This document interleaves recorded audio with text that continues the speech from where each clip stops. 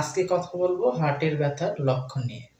Hello dear my lovely audience, আশা করছি সকলেই অনেক ভালো এবং সুস্থ রয়েছেন।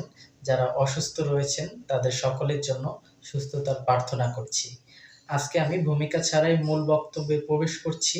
আমি আজকে মূলত কথা বলবো হার্টের ব্যথার লক্ষণসমূহ নিয়ে।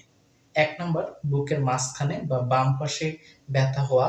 ব্যথা কাঁধ এবং বাহু হতে বাম হাতকে কেন্দ্র করে পিঠে এবং গলাতে ছড়িয়ে যাওয়া এবং সেই সাথে বুক ধড়ফড়, মাথা ব্যথা এবং ক্লান্ত বোধ করা। এই সকল সমস্যা যদি আপনি উপলব্ধি করতে পারেন তাহলে আপনি নিশ্চিত হতে পারবেন আপনার হার্টের সমস্যা হয়েছে। এবং এটি কখন নিশ্চিত হবেন এবং চিকিৎসা নেবেন?